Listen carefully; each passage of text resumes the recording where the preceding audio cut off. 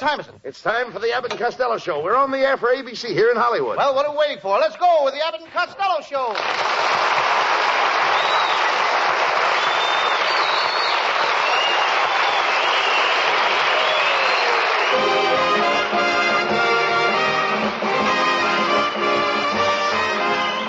Yes, it's the Abbott and Costello Show, produced and transcribed in Hollywood for your listening and laughing pleasure.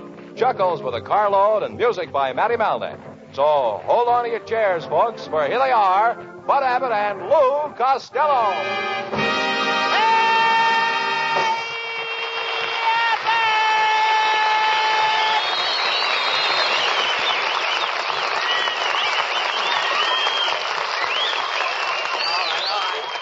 Stop that yelling, Costello. Come over here. I need $10,000 in a hurry. Will you loan it to me? Ha ha! Haven't got that much, huh? Well, how about 8,000? How about 5,000? 1,000? Costello, when are you going to stop that laughing? When you get down to about $3.25. I should have known better. If you stopped chasing girls, you'd have money. I don't chase women, Abbott. I'm repulsive to women. Repulsive to women? Who told you that? Women. What? Haven't you ever had a real girl, Lou? Oh, yes, I have. Once, Abbott. Her name was Mabel Kumquat. Dear old Mabel Kumquat. Sweet kid. Not bad.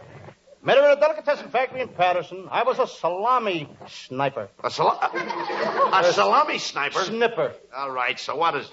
Well, a salami snipper? That's an endless chain of salami would go by me. Every 20 inches, I would go snip, snip. Go on. One day I looked up and there stood Mabel. I stood there looking at her for 15 minutes. And what happened? Abbott, did you ever see a salami 2 miles long? And that was the start of your romance, eh? Oh, yes. One night I took her up to Bung Mountain. Wait a minute. There's no Bung Mountain in Patterson. Abbott, when I take a girl up a mountain to a mountain, it's Bung.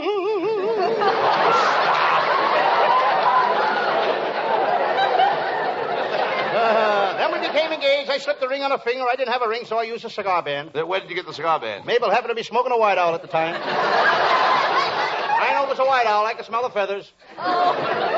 Costello, you could graduate with honors from an idiot's college. Thank you, Professor.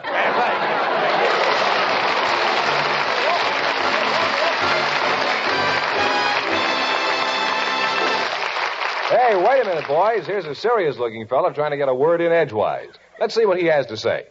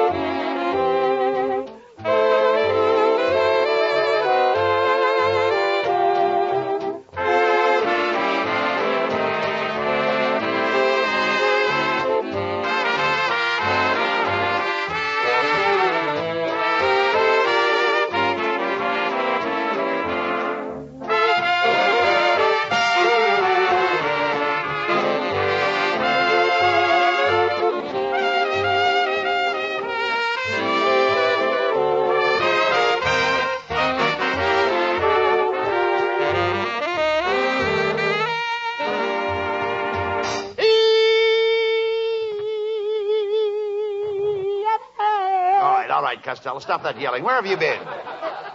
I've been hiding my Christmas present. Have you finished with your Christmas shopping, Lou? No. On the way down here, I stopped at Nancy's department store, and boy, was that place crowded. Lots of people, eh? But it was so crowded. While I was in there, my belt broke, and it was 20 minutes before my pants fell down. Another thing, I can't stand those women shoppers. What's wrong with women shoppers? Well, I was standing by the notion counter. There was one woman there. She was turning everything bottom side up to see where it was made. She was turning everything bottom side up? Everything bottom side up. The floor worker saved me just in time. Never mind that. Would have got me for $1.94. Look, Lou, skip that. Did you write your letter to Santa Claus yet? Did I write my letter to Santa Claus? Yes. I ain't gonna tell you. Oh, come on. Did you or did you not write a letter to Santa Claus? Well, if you must know, I did. And I asked him to bring me a new bicycle. But Santa Claus brought you a new bicycle, a brand new bicycle, 2 years ago. Yes, but don't you think I'm old enough now to have a boy's bicycle? Costello, I hate to interrupt your program, but I've got some bad news for you. Out with it, man. What is it? Mr. Costello, your Uncle Tom was just run over by a truck on Wilshire Boulevard. My Uncle Tom was run over by a truck on Wilshire Boulevard? Thanks for telling me. Abbott. What? You got a pencil? What do you want with a pencil? I want to cross Uncle Tom off my Christmas list. How can you say that, Costello? How can you be so heartless? Isn't there any love in your family around Christmas time? Oh, sure. Our family all love each other. Last Christmas, my Aunt May gave my Uncle Mike a broken arm for Christmas. A broken arm? Yep. What kind of a Christmas present is that? Well, after she broke it, she wrapped it up as a gift. I'll bet your house is a pleasant place around Christmas. Oh, you should have been there last year. Aunt Alma called Uncle Jim a no good, and Aunt May hit her over the head with a vase. Then my uncle hit my brother Pat over the head with a cane-bottom chair, and then Uncle Tom hit my cousin Vincent with the umbrella stand, and my sister Marie fired 3 shots at my sister-in-law. What happened? Well, before you knew it, an argument started.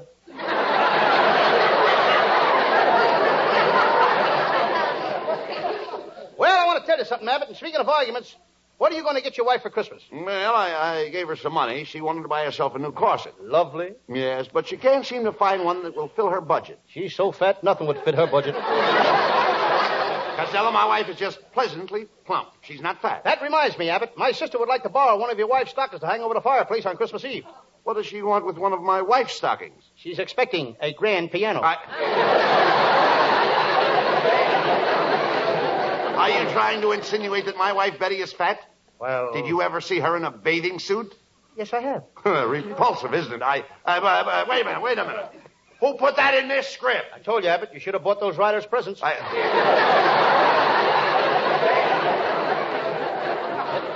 Did you buy the presents? No, but I asked them what they wanted, and they said to me, Lou, you know what we like best. You just go out and get it, wrap it up, and put it under the Christmas tree. Well, why didn't you do it? Abbott, you can't wrap up a saloon. Well, if you didn't get the writers anything, you should have at least bought their wives something. I did, Abbott. I gave each one of them a corsage. No, not corsage. Corsage. That's corsage. Spelled A-G-E is pronounced like odge, as in corsage or garage. Now, where did you get them? From the man who picks up the garbage.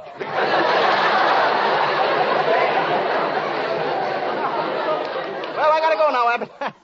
I gotta do some shopping for Louis B. Mayer. He wants me to get a box of cigars. He's gonna give them to Margaret O'Brien for Christmas. Now, wait a minute. Why would you want to give Margaret O'Brien a box of cigars for Christmas? He wants to stunt her growth.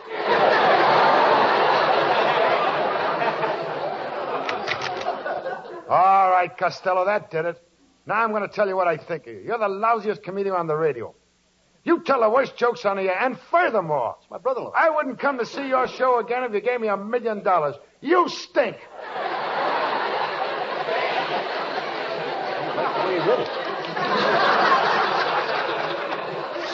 Sounded good, Lou. This guy means it. Tough guy, huh? Do you want to step outside and say that? Certainly I'll step outside and say it. Why? Well, there's a lot of people out there in front that couldn't get in the studio. Maybe they'd like to hear it, too. That's what I thought. You're a yellow rat. A yellow rat, that did it. I'm not taking that sitting down. Oh, you're not, eh? No. He got me, Abbott. Where'd you get you, Costello? As I said before, I'm not taking this sitting down.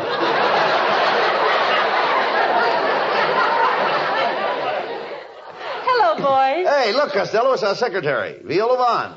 Why, Costello, I didn't expect to see you here tonight. I thought you'd be up at the North Pole looking for Santa Claus. Nah, it's too cold up there. My Uncle Jim moved up there to the North Pole. Last I heard of him, he was keeping company with a girl polar bear, and he was going to get married. To a girl polar bear? What stopped them? Her parents objected. If I remember right, your Uncle Jim took your cousin Vincent to Alaska with him, didn't he? Yes, and one day Vincent was fishing for whales. He hooked one and started to pull in his line. Then the whale pulled, then Vincent pulled, then the whale pulled. Where is Vincent now? I don't know, but every time I get a postcard from him, he sends regards from Jonah. Viola, you look so pretty. Why don't you and I step out together after the show? I'm in a gay mood tonight. I'm feeling my oats. Yes, Abbott. Have you been out to lunch with Trigger again?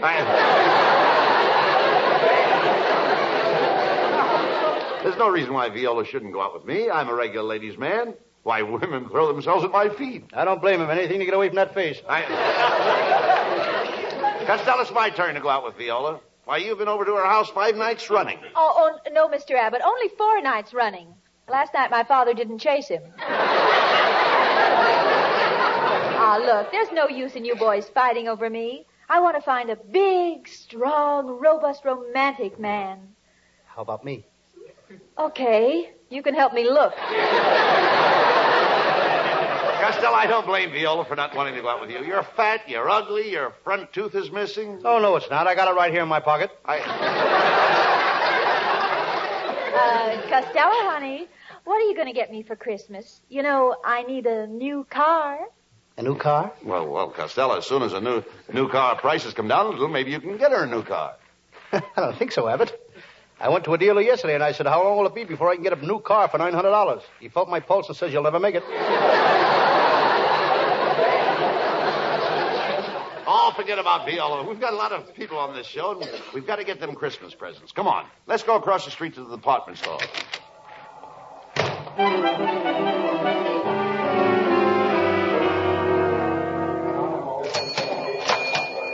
Gee, this store is crowded. Look over there. It's our band leader, Matty Malnick. Hiya, fellas. I'm looking to buy some records. Costello, do you know where the music department is? No, I don't. Well, you take down this aisle to the escalator, then you take the escalator to the next floor, then you go towards the front of the store. Just a minute. Wait a minute. You asked me. I asked you what? How to get to the music department. Well, you go down this aisle to the escalator, then you're right in. Come on. Now, get out of here. Matty Malnick. Now, look, Costello. Some musician. He just don't give a toot. Look, Costello. Costello, there's Santa Claus in the toy department. Hey, come on over there. I want to talk to him. Are you Santa Claus? Yes, I'm Santa Claus. Yes, little man. Oh! What's the idea of kicking me in the leg? That's for last year. Costello, that's no way to act.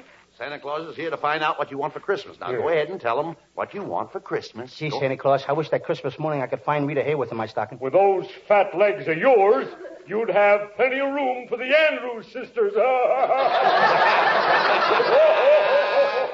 Say, Santa Claus, that was pretty good. Oh, it's nothing.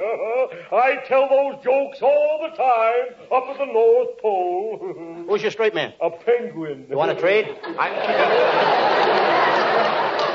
No, I don't want to trade. I'm too fond of this penguin.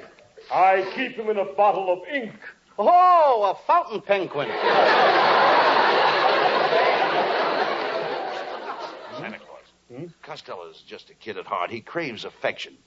The thing for you to do is mother him. Oh, well, that's different. Sure. Here. Come on, get up on my knee, fat boy. Now, put your head under my beard. Now I've got you. Santa Claus, what are you doing? I told you to mother him. Oh, I thought you said smother him.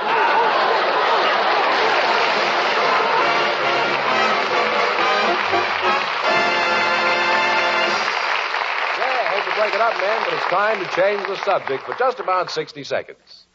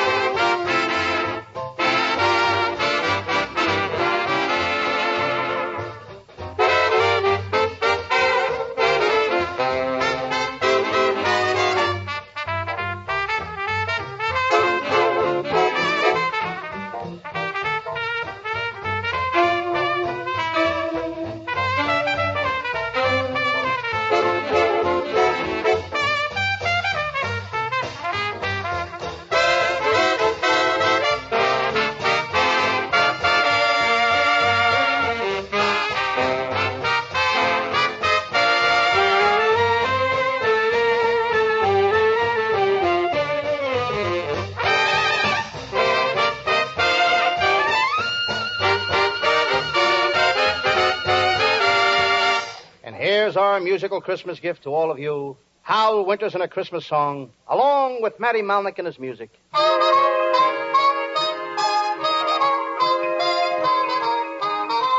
Oh, the weather outside is frightful, but the fire is so delightful. And since we've no place to go, let it snow, let it snow, let it snow. It doesn't show signs of stopping, and I brought some corn for popping. The lights are turned way down low. Let it snow, let it snow, let it snow. When we finally kiss goodnight, how I'll hate going out in the storm. But if you really hold me tight, all the way home I'll be warm. The fire is slowly dying, and my dear, we're still goodbying. But as long as you love me so, let it snow, let it snow, let it snow. When we finally kiss goodnight, how I'll hate going out in the storm. But if you'll really hold me tight, all the way home I'll be warm. The fire is slowly dying, and my dear, we're still goodbying. But as long as you love me so, let it snow, let it snow, let it snow.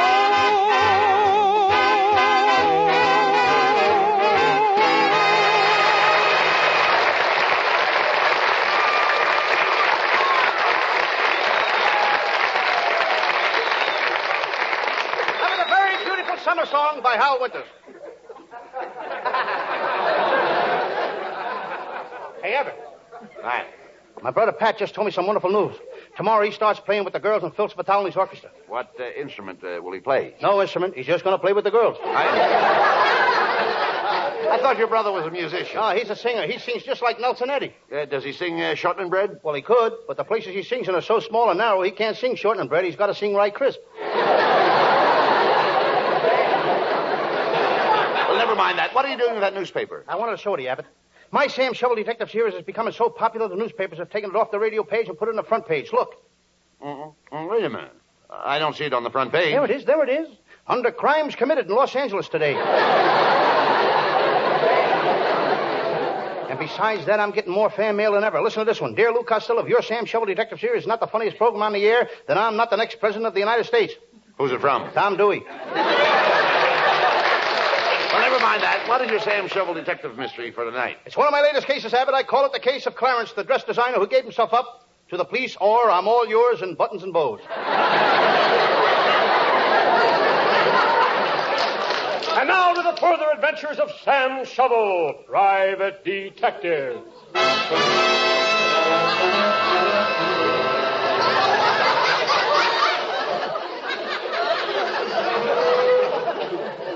Yes, I'm Sam Shovel. Sam Shovel, private detective. I'm sitting here in my little office. It's mighty chilly in here. I think I'll throw another log on the fire. Every time I build a log fire in my office, the landlord complains. Maybe it's because I have no fireplace. I pick up the newspaper. I drop it on my desk. It was the Mirror.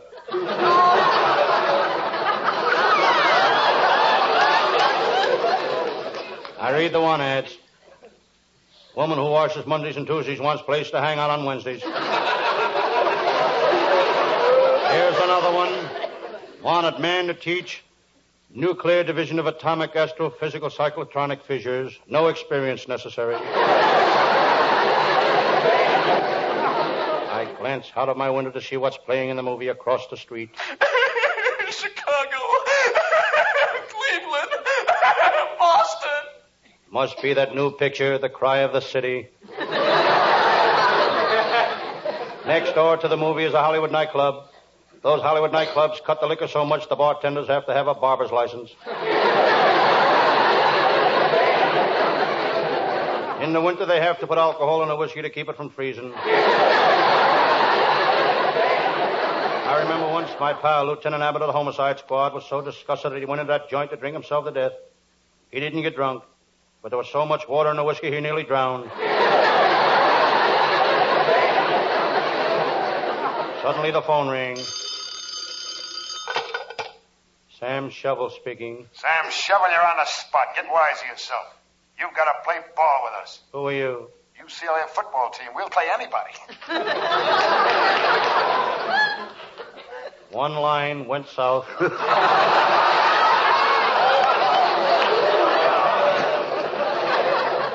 I look out the window again.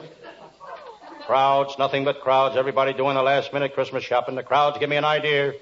I'm going to write to my congressman and have him change Christmas to April. The stores aren't so crowded then. In the crowd, I see my pal, Lieutenant Abbott. Abbott is the cheapest guy in the world, all year round.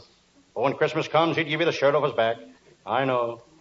Last year for Christmas, he gave me a dirty shirt. Lieutenant Abbott is a great detective. He worked on the Morelli case, and in 2 days he had it sewed up. Then he got the Murray case, and it only took him 3 days to sew that up. Then came the famous Lewis case. He sewed it up in 24 hours. He never carried a gun. Just a sewing machine and 3 extra bobbins.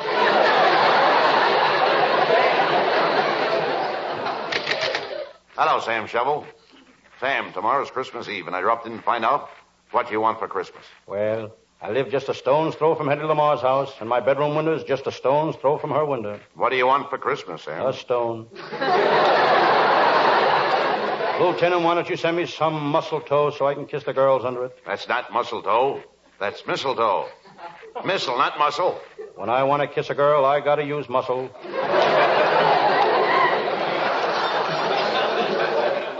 Sam, I want you to help me on a job. I've been assigned to guard at a department store during the Christmas rush. I guarded the Broadway Hollywood store last Christmas. I put a man on the 5th Street door, a man on the Broadway door, a man on the 6th Street door. How did you make out? They didn't lose a single door. But all the windows were stolen.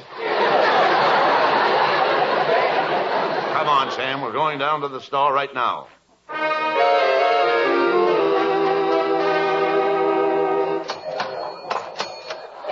Sam, this is a big store.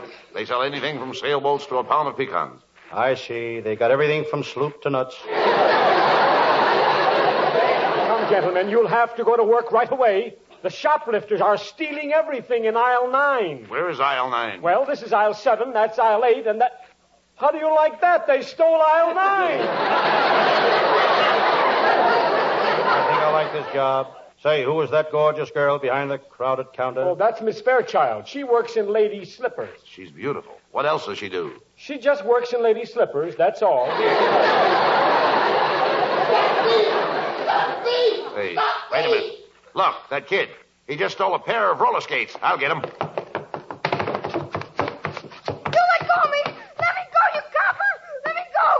I'll teach you to steal. I'm going to lock you up. Lieutenant, I'll take charge of this case. You keep your eye on the store. Come with me, son. Please don't take me to jail. Please don't take me to jail. I didn't have the heart to take that kid to jail. He didn't look like a bad kid. He was poorly dressed. His face was dirty, but I could still see some of his freckles. His name was Johnny. I took him to my little office and sat him down in a chair. I could see he was scared, plenty scared. Gee, Mr. Shovel, I don't want to go to jail. And I don't want you to go to jail, son. That's why I brought you here. Those were plenty expensive roller skates you took off the counter in that store, Johnny. Oh, gee, they were only $1.98. I'm not talking about the cost in money, Johnny. It's the cost in shame and disgrace. Not only to you, but to your mom and your dad. Gee, I never thought about that. Mom and Dad. That's the trouble with doing a wrong thing, Johnny. Most time it hurts others more than the guy that does it. Gee, you're a funny guy. You're supposed to be a detective, a cop. And me and the kids in my neighborhood, we ain't got no use for coppers. But gee, I kind of like you. You don't talk like no cop. You're more like a friend. Johnny, cops aren't bad guys. Every cop on the force wants to be the friends with every kid on his beat. When a kid is in trouble, if he'd run to a cop instead of away from him, he'd find out that cops are pretty regular fellows. You see, Johnny, you're a kid and I'm a cop. But lucky for us, we're both living in a wonderful country. A country that's interested in the welfare of its children. Our police know that no kid wants to be bad. It's just bad environment. Neglect on the part of parents. Lack of love and understanding. That makes a kid go wrong. Yeah? And are you sure that all cops is my friends? All cops, Johnny. Ah, there you are. Even him? Even him. I don't know what this is all about, Sam. But I gotta get this kid to the lockup. This is Christmas Eve, and I gotta... You gotta get a little of the Christmas spirit, Lieutenant. I think Johnny's very sorry for what he did. He'll never do it again. Well, he tried to get away from me. He ran from the law. That's a sign of guilt. Honest, I won't never do it again. I promise I won't. Besides, Lieutenant, I think I've made Johnny understand that cops are his friends. Yeah? Johnny, if you know that cops are a kid's best friends, you've really learned something. Yeah, well, there's only one thing that puzzles me. What is it, Johnny? Well, Lieutenant Abbott's a cop, ain't he? Yes? Well, how could a guy with a face like that be any kind of a cop? Oh, Johnny. Johnny, it's Christmas Eve. Listen.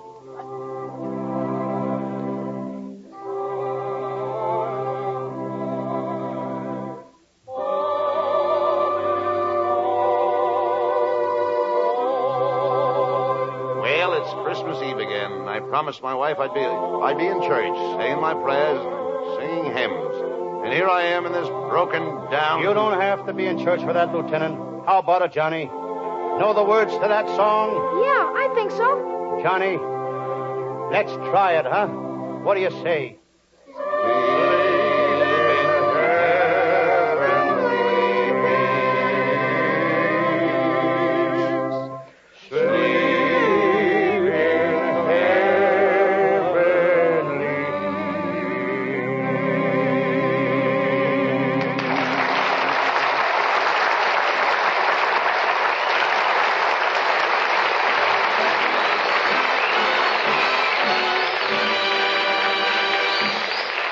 Costello will have the last word as usual. But before they do, we'd like you to ponder this.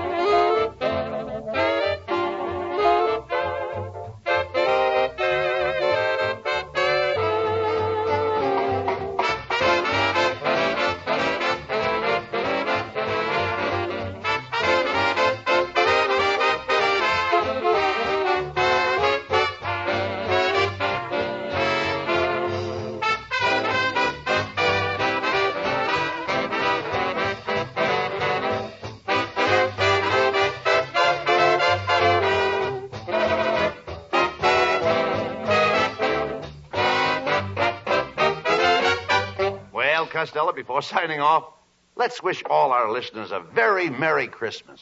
Merry Christmas, everybody.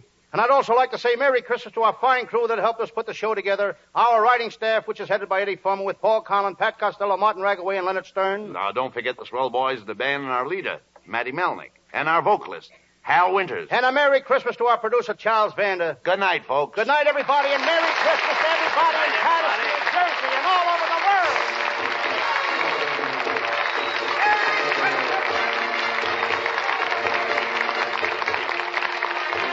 Listen each Thursday night at this time for another great Abbott and Costello show, produced and transcribed in Hollywood.